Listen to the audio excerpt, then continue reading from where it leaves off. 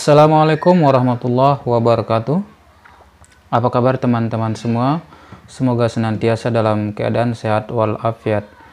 Jumpa lagi bersama saya di channel Hasan Masyhur, channel yang selalu update dengan perkembangan-perkembangan terbaru dari dunia pendidikan. Kali ini saya akan membagikan beberapa contoh soal P3K sekaligus pembahasannya. Diperuntukkan bagi teman-teman yang akan mengikuti seleksi P3K di tahun ini. Dalam seleksi P3K tahun ini ada 5 jenis tes yang harus diikuti oleh para peserta. Yang pertama tes kompetensi teknis, tes bakat skolastik, tes manajerial, tes sosiokultural, dan tes wawancara. Jika sebelumnya tes bakat skolastik tidak diujikan dalam seleksi P3K, namun mulai tahun ini tes bakat skolastik juga menjadi bagian dari tes P3K.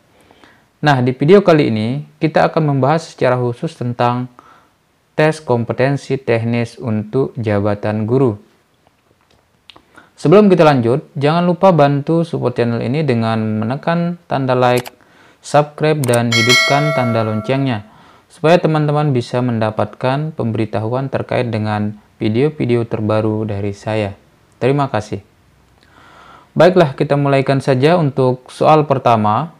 Seorang guru yang mantap, stabil, dewasa, arif, dan berwibawa menjadi teladan bagi peserta didik dan berakhlak mulia, merupakan pengertian dari A. Kompetensi pedagogik, B. Kompetensi profesi atau profesional, C. Kompetensi sosial, D. Kompetensi kepribadian. Keempat kompetensi ini semuanya merupakan kompetensi yang harus dimiliki oleh seorang guru. Namun yang mana yang sesuai dengan pernyataan di atas? Sebelum menjawabnya, mari kita lihat pengertian dari masing-masing kompetensi ini. Yang pertama, kompetensi pedagogik adalah kemampuan pemahaman terhadap peserta didik, perancangan dan pelaksanaan pembelajaran, evaluasi hasil belajar. Yang kedua, kompetensi profesional atau profesi adalah penguasaan materi pembelajaran secara luas dan mendalam. Yang ketiga, kompetensi sosial, yaitu kemampuan guru untuk berkomunikasi dan bergaul secara efektif dengan peserta didik, tenaga kependidikan, orang tua atau wali peserta didik, dan masyarakat sekitar. Yang keempat, kompetensi kepribadian adalah kemampuan personal yang mencerminkan kepribadian yang mantap, stabil, dewasa, arif, dan berwibawa menjadi teladan bagi peserta didik dan berakhlak mulia. Dari keempat pengertian kompetensi ini sudah jelas bahwa jawabannya adalah D. Kompetensi kepribadian. Soal nomor 2. Upaya merancang pengayaan bagi peserta didik yang mencapai ketuntasan belajar optimal tampak dalam kegiatan guru sebagai berikut. Yang pertama, memberikan tambahan materi berupa sumber ajar dari pengarang yang berbeda. Yang B, memberikan tes tambahan dengan tingkat kesukaran lebih tinggi. C, memberikan pembelajaran hanya untuk kompetensi materi yang belum diketahui peserta didik. D, diberikan materi bahan ajar yang lebih tinggi tingkatannya dan mengerjakan soal-soal yang memiliki kesulitan tinggi. Dalam proses penilaian, kita mengenal namanya remedial dan pengayaan. Remedial diberikan kepada siswa yang belum tuntas KKM, sedangkan pengayaan diberikan kepada siswa yang sudah tuntas KKM. Nah, khusus untuk pengayaan, ada beberapa bentuk pelaksanaannya. Yang pertama, bentuknya adalah belajar kelompok. Yang kedua, belajar mandiri. Yang ketiga, pembelajaran berbasis tema. Yang keempat, pemadatan kurikulum, yaitu berupa pemberian pembelajaran hanya untuk kompetensi materi yang belum diketahui peserta didik. Nah, dari pembahasan ini sudah jelas jawabannya adalah C. Soal nomor 3. Upaya membimbing siswa untuk mengembangkan keterampilan sosial antara lain terlihat dalam upaya guru berikut ini. A. Memberikan contoh pentingnya sikap toleran. B. Melatih siswa membuat keputusan yang diambil berdasarkan informasi yang tepat. C. Melatih bagaimana mempersiapkan kesehatan diri dan lingkungan sekitar. D. Mendiskusikan bagaimana mengatasi permasalahan sosial di sekitar siswa. Sebelumnya kita lihat dulu apa itu keterampilan sosial. Keterampilan sosial adalah kemampuan berinteraksi dengan orang lain dalam satu konteks sosial. Dari penjelasan ini maka jawaban yang paling tepat adalah D. Jadi dalam konteks ini siswa diberikan atau disuguhkan permasalahan-permasalahan sosial yang ada di masyarakat sehingga mereka dapat berinteraksi dengan masyarakat meskipun secara tidak langsung. Soal nomor 4. Salah satu prinsip dalam merancang program remedial bagi peserta didik tampak dalam kegiatan guru berikut ini. A.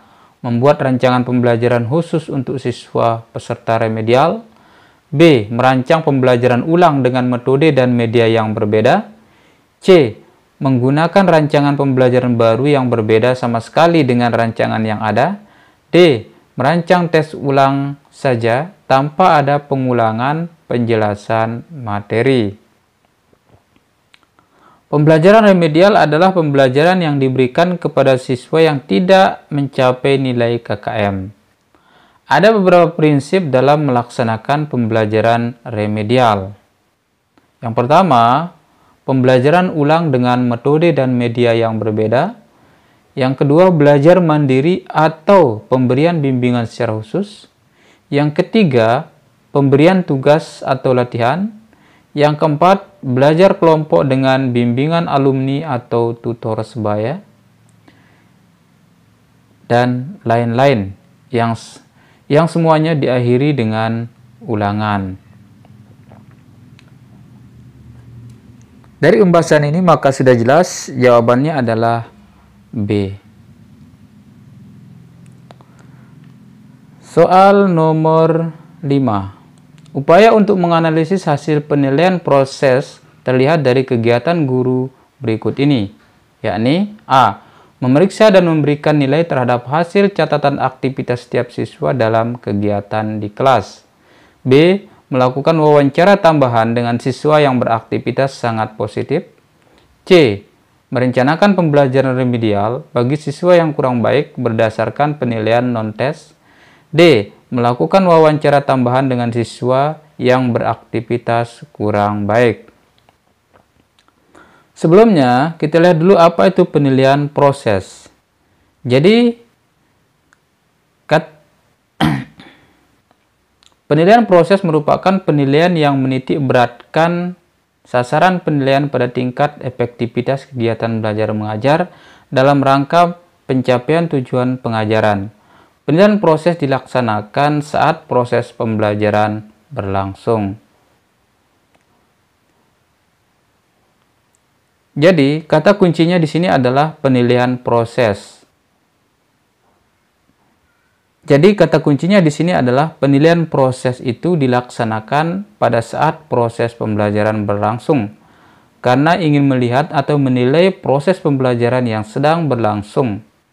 Tapi kalau kegiatan atau tugasnya dikerjakan di rumah, maka itu bukan lagi penilaian proses. Nah, dari keempat option di atas, yang paling sesuai dengan penjelasan ini adalah option A. Soal nomor 6. Penilaian portofolio dapat dilaksanakan dengan cara A. Memberikan penilaian menyeluruh terhadap tugas-tugas siswa. B. Mengumpulkan lembaran-lembaran jawaban hasil tes harian dan sumatif tiap siswa. C. Mengumpulkan hasil kerja masing-masing siswa yang telah diberikan masukan baik oleh guru dan rekan siswa dalam satu album sebagai bukti hasil belajar. D. Mengumpulkan lembaran-lembaran jawaban hasil ulangan tiap siswa untuk melihat kesulitan siswa dalam memahami pokok bahasan tertentu, dan kemudian diberikan pengajaran dan tes remedial.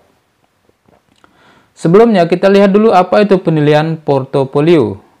Penilaian portofolio adalah penilaian yang dilakukan dengan cara menilai kumpulan semua hasil karya peserta didik dalam bidang tertentu yang bersifat reflektif integratif untuk mengetahui minat, perkembangan, prestasi, dan atau kreativitas peserta didik dalam kurun waktu tertentu.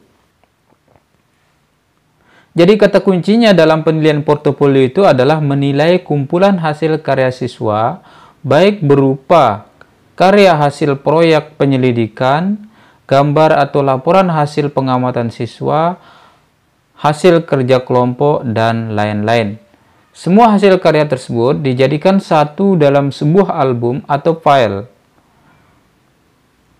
Nah, dari 4 pilihan di atas, jawaban yang paling sesuai adalah option C. Soal nomor 7.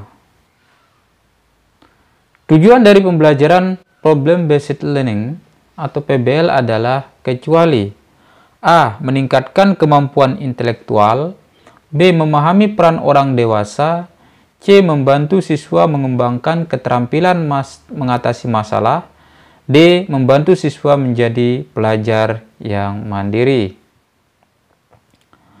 Sekarang kita lihat dulu apa itu pembelajaran PBL. Pembelajaran PBL adalah suatu pendekatan yang menggunakan masalah dunia nyata sebagai suatu konteks bagi siswa untuk belajar berpikir kritis dan keterampilan pemecahan masalah. Tujuan dari PBL itu sendiri adalah membantu siswa mengembangkan keterampilan berpikir dan keterampilan mengatasi masalah, belajar peranan orang dewasa yang autentik, dan menjadi pembelajar yang mandiri. Pembelajaran PBL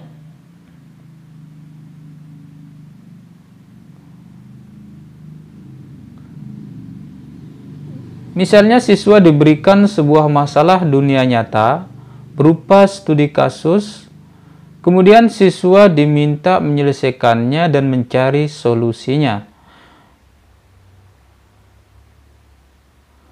Tujuan dari pembelajaran PBL ini adalah dari pilihan di atas yang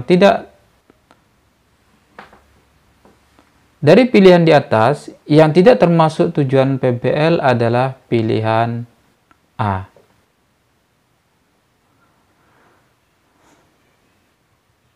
Soal nomor 8. Cooperative learning merupakan pendekatan pembelajaran yang memfokuskan pada A. Real world learning, B. Diskusi kelas, C. Belajar mandiri, D. Belajar dalam kelompok kecil.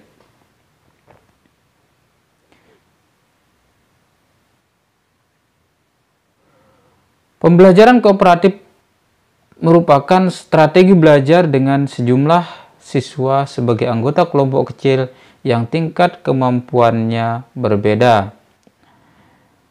Jadi kata kuncinya di sini adalah belajar dengan kelompok kecil. Sehingga jawaban yang sesuai adalah pilihan D. Soal nomor 9. Taksonomi Anderson dan Cradwell menyempurnakan taksonomi Benjamin S. Bloom dengan mengembangkan ranah kognitif dengan urutan berikut.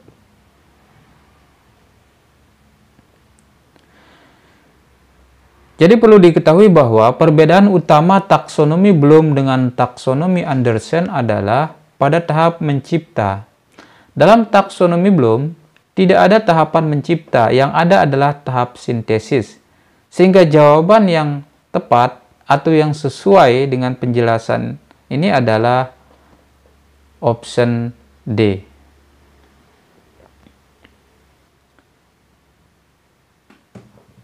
Soal nomor 10. Upaya merancang pengayaan bagi peserta didik yang mencapai ketuntasan belajar optimal tampak dalam kegiatan guru sebagai berikut. A. Memberikan tambahan materi berupa sumber ajar dari pengarang yang berbeda. B. B. Memberikan tes tambahan dengan tingkat kesukaran yang lebih tinggi. C. Memberikan tugas kelompok di luar jam pelajaran terkait dengan minat mereka. D. Diberikan materi bahan ajar yang lebih tinggi tingkatannya dan pengerjaan soal-soalnya yang memiliki kesulitan yang tinggi. Pembahasan. Pembelajaran pengayaan merupakan penguatan pada KD tertentu bagi peserta didik yang telah melampaui atau telah mencapai persyaratan minimal KKM. Bentuk-bentuk pelaksanaan pengayaan yang pertama adalah belajar kelompok, yaitu sekelompok peserta didik yang memiliki minat tertentu diberikan pembelajaran bersama di luar jam pelajaran. Yang kedua adalah belajar mandiri, yaitu secara mandiri peserta didik belajar mengenai sesuatu yang diminati. Yang ketiga melalui pembelajaran berbasis tema, yaitu memadukan kurikulum di bawah tema besar sehingga peserta didik dapat mempelajari hubungan antara berbagai disiplin ilmu. Jadi jawaban yang tepat adalah C. Pemberian tugas kelompok di luar jam pelajaran terkait dengan minat mereka. Soal nomor 11.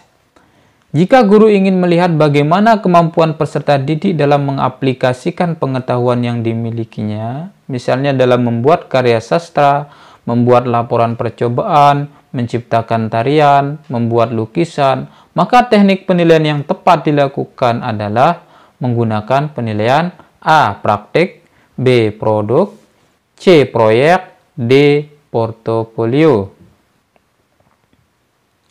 Pembahasan. Tes praktik adalah penilaian yang menuntut respon berupa keterampilan melakukan suatu aktivitas atau perilaku sesuai dengan tuntutan kompetensi. Contohnya, praktik renang, praktik bermain gitar, dan praktik menari, dan lain-lain. Yang kedua adalah penilaian produk, yaitu penilaian terhadap keterampilan peserta didik dalam mengaplikasikan pengetahuan yang dimiliki ke dalam wujud produk dalam waktu tertentu. Misalnya, membuat produk kerajinan, membuat lukisan, dan lain-lain. Yang ketiga, penilaian proyek adalah suatu teknik penilaian yang menuntut peserta didik untuk melakukan kegiatan tertentu di luar kegiatan pembelajaran di kelas. Misalnya melakukan investigasi terhadap jenis keanekaragaman hayati Indonesia. Kemudian penilaian portofolio, yaitu penilaian yang dilakukan dengan cara menilai kumpulan semua karya peserta didik dalam bidang tertentu. Jadi jawaban yang paling tepat adalah B, yaitu penilaian produk. Soal nomor 12. Seorang guru ingin mendorong siswanya memiliki kemampuan dalam menghasilkan karya kontekstual. Maka model pembelajaran yang paling tepat digunakan adalah pembahasan. Discovery learning dan inquiry learning berorientasi pada penemuan. Peserta didik dituntut untuk menemukan sesuatu. Biasanya sesuatu yang ditemukan itu adalah konsep. Sedangkan problem-based learning adalah pembelajaran yang menyajikan pemecahan masalah kontekstual sehingga merangsang peserta didik untuk belajar memecahkan masalah dunia nyata. Kemudian, pembelajaran project-based learning atau PBL itu lebih menekankan pada pemberian kesempatan kepada peserta didik untuk belajar dari kegiatan melakukan suatu proyek yang menghasilkan suatu karya. Jadi jawaban yang tepat adalah D, yaitu project-based learning. Soal nomor 13. Berikut ini adalah hal-hal yang perlu diperhatikan dalam pengembangan indikator pencapaian kompetensi atau IPK, kecuali A. Rumusan IPK menggunakan kata kerja operasional atau KKO yang bisa diukur dan diamati. B. Dirumuskan dalam kalimat yang simpel, jelas, dan mudah dipahami. C. Tentukanlah proses berpikir tingkat tinggi. D. Tidak menggunakan kata yang bermakna ganda. Pembahasan. Hal-hal yang perlu diperhatikan dalam pengembangan IPK. Yang pertama, indikator dirumuskan dari KD. Yang kedua, rumusan IPK menggunakan kata kerja operasional atau KKO yang bisa diukur dan diamati. Yang ketiga, menggunakan kata kerja operasional yang dapat diukur. Yang keempat, dirumuskan dengan kalimat yang jelas, simpel, dan mudah dipahami. Yang berikutnya, tidak menggunakan kata yang bermakna ganda. Jadi jawaban yang tepat adalah C. Karena yang diminta adalah yang bukan termasuk kriteria pengembangan IPK. Soal nomor 14. Sejumlah kemampuan yang harus dimiliki peserta didik dalam mata pelajaran tertentu sebagai rujukan untuk menyusun indikator kompetensi disebut A. Silabus, B. RPP, C. KD, D. Indikator. Pembahasan. Silabus merupakan seperangkat rencana serta pengaturan pelaksanaan pembelajaran dan penilaian yang disusun secara sistematis yang memuat komponen-komponen yang saling berkaitan untuk mencapai penguasaan kompetensi dasar. RPP adalah rencana yang menggambarkan prosedur dan pengorganisasian pembelajaran untuk mencapai satu kompetensi dasar yang ditetapkan dalam standar isi dan dijabarkan dalam silabus. Berikutnya adalah kompetensi dasar, yaitu sejumlah kemampuan yang harus dimiliki peserta didik dalam mata pelajaran tertentu sebagai rujukan untuk menyusun indikator kompetensi.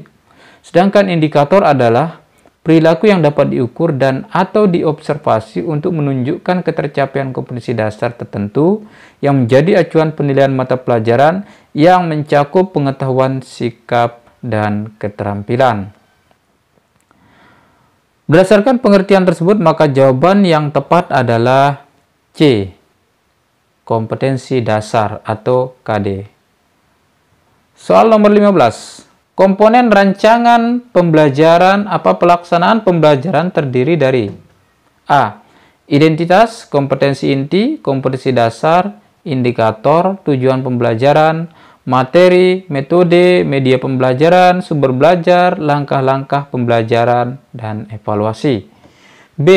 Identitas, kompetensi inti, kompetensi dasar, tujuan pembelajaran, indikator, materi, metode, media pembelajaran, sumber belajar, langkah-langkah pembelajaran, dan evaluasi. C. Identitas, kompetensi inti, kompetensi dasar, indikator, tujuan pembelajaran, materi, metode, sumber belajar, media pembelajaran, langkah-langkah pembelajaran, dan evaluasi. D. Identitas, kompetensi inti, kompetensi dasar, indikator, tujuan pembelajaran, materi, metode, media pembelajaran, sumber belajar, evaluasi, langkah-langkah pembelajaran. Jawaban yang tepat adalah A. Nah, demikianlah tadi beberapa contoh soal seleksi P3K beserta pembahasannya. Mudah-mudahan ini bermanfaat bagi teman-teman semua.